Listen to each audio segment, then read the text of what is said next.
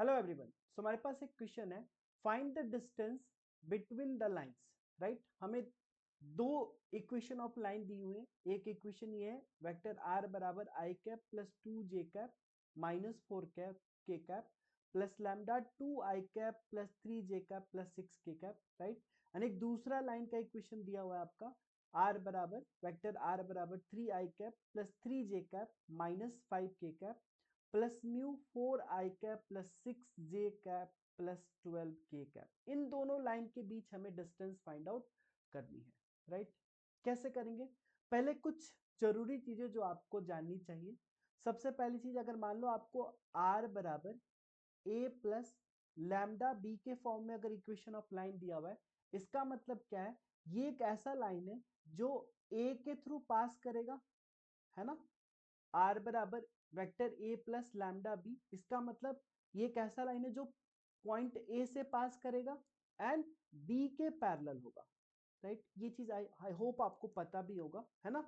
तो आर बराबर अगर vector A plus lambda B लिखा हुआ, इसका मतलब एक ऐसा लाइन जो वेक्टर ए से पास करेगा एंड वेक्टर बी के पैरेलल होगा। ठीक है, चलिए अब एक और चीज जो आपको जानना चाहिए, जैसे मान लो अगर आपके पास एक लाइन दिया हुआ आर बराबर a1 vector plus lambda B, है ना, और एक और वेक्टर आर बराबर a2 प्लस म्यू बी दिया हुआ है ना। तो इस तरह के जब दो वेक्टर होंगे ना, मतलब ये दोनों वेक्टर आपस में क्या होंगे? पैरेलल होंगे।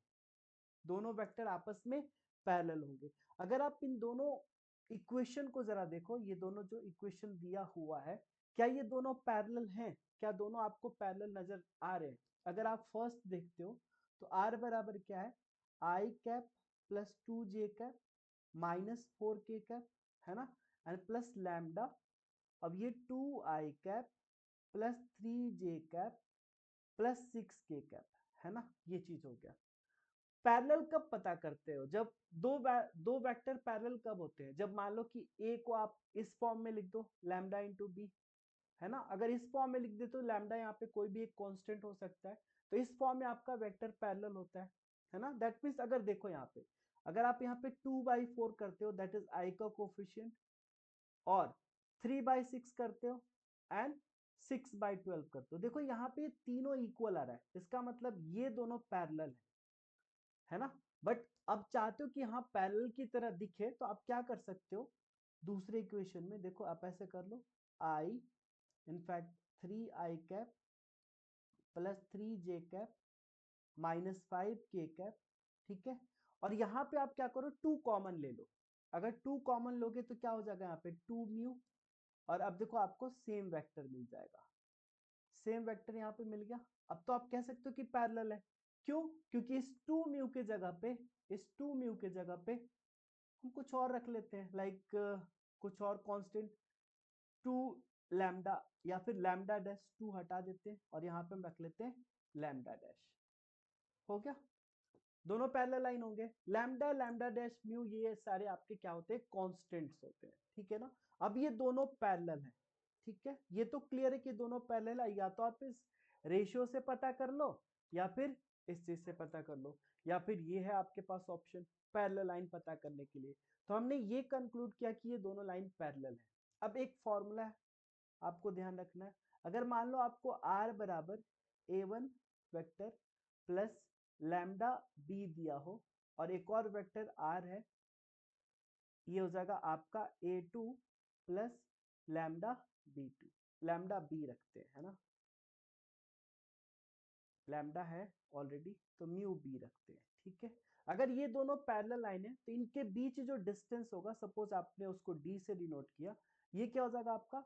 तो B cross a2 minus a1, है ना, b cross a2 minus a1, और इसका आपको मॉड लेना है डिवाइडेड बाय वेक्टर b का मैग्नीट्यूड। क्लियर? चलो अब आप देखो यहाँ पे, अगर आप क्वेश्चन को देखोगे तो a1 आपके पास a है, a1 क्या है जरा लिख लो। तो यहाँ पे लिख लेते हैं a1 बराबर हमारे पास क्या है? a1 बराबर i plus 2j minus 4k, I plus 2j minus 4k। ठीक है, a2 बराबर क्या है आपका? देखिए जरा, A2 बराबर क्या है 3i 3j minus 5k, 3i 3j minus 5k। Confirm होले, ठीक है। और B क्या है तो ये वाला 236 B आपका क्या है 2 3 एंड 6k का, ठीक है। ये तीनों चीजें आपको मिल गई। आपको एक एक करके हर एक चीज फाइंड आउट करना है। दैट मीन सबसे पहले A2 माइनस A1 हमें चाहिए। A2 माइनस A1, A2 आपके पास क्या है 3i cap plus 3j cap minus 5k cap, और इसमें से आपको घटाना है i cap plus 2j cap minus 4k cap. इसको घटाओगे तो क्या होगा 3 में से 1 जाएगा 2i कैप, 3 में से 2 जाएगा j cap and minus 5 so minus k cap. ये हो जाएगा आपका A2 माइनस A1, ठीक है। और B का मैग्नीट्यूड आप निकाल सकते हो क्या, ये क्या हो जाएगा 2 square plus 3 square and plus 6 square का स्क्वायर रूट। ये कितना आ जाएगा 2 स्क्वायर मतलब 4 9 एंड 36, दैट मीन्स ये कितना आ जाएगा 49 का square root which is equal to 7। अब एक चीज और आपको कैलकुलेट करना है यहाँ पे B cross A2 minus A1, है ना, B cross A2 minus A1 vector. और ये कैसे करते हैं क्रॉस प्रोडक्ट आपको पता है I J K। अब पहले B वेक्टर लिखते हैं। B वेक्टर हमारे पास क्या है 2 3 6, 2 3 6। उसके बाद A2 माइनस A1 क्या है आपका 2 1 माइनस 1, 2 1 माइनस 1। अब आप इसको सिंप्लीफाई कर लो तो क्या आ जाएगा, ये हो जाएगा आपका I कैप 3 1 जा 3 minus 3 minus 6 minus j cap, ये क्या हो जाएगा माइनस 2 माइनस 12, और ये क्या हो जाएगा आपका plus k cap 2 minus 6, 2 minus 6 correct है यहाँ पे। यानी ये क्या हो जाएगा आपका so minus 9i cap plus 12 plus 2 is 14j cap and minus 4k cap, ठीक है।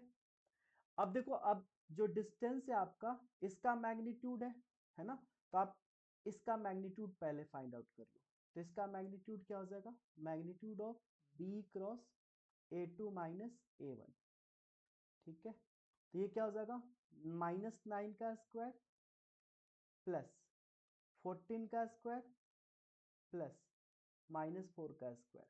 अब ये सिंप्लीफाई कर लो आप, so this will be 81, 14 square 196 and 4 square 16 होगा ना। इन सबको ऐड कर लो जरा क्या आ रहा है, तो कितना हो जाएगा 6 प्लस 6 12, 12 प्लस 1 इज 13, 1 बच गया, 1 plus 9 is 9 plus 1 is 10, 10 plus 8 is 18, 18 plus 1 is 6 plus 6 12, 12 plus 1 is 13, 1 बच गया, 1 प्लस 9 इज 10, 10 प्लस 8 इज 18, तो 1 बच गया एंड 1 एंड 1 2 हो गया, दैट इज रूट 293 आ गया, है ना। तो डिस्टेंस क्या हो जाएगा, हमने यही तो देखा, ये हो जाएगा A2 माइनस A1 का magnitude divided by magnitude of B। ये हमारे पास है 293 का स्क्वायर रूट, और ये आया था हमारे पास 7, है ना। तो ये हो गया डिस्टेंस, दोनों लाइन के बीच का डिस्टेंस क्या हो जाएगा square root of 293 by 7, right. I hope आपको ये सॉल्यूशन समझ में आ गया होगा, है ना, बहुत ही सिंपल सा था, राइट। सो यस, इस वीडियो में इतना ही, फिर मिलते हैं नेक्स्ट वीडियो में और भी इंटरेस्टिंग क्वेश्चन के साथ। ये स्पेशली बोर्ड एग्जाम के लिए, क्योंकि आपका बोर्ड एग्जाम जस्ट पास में, ओके।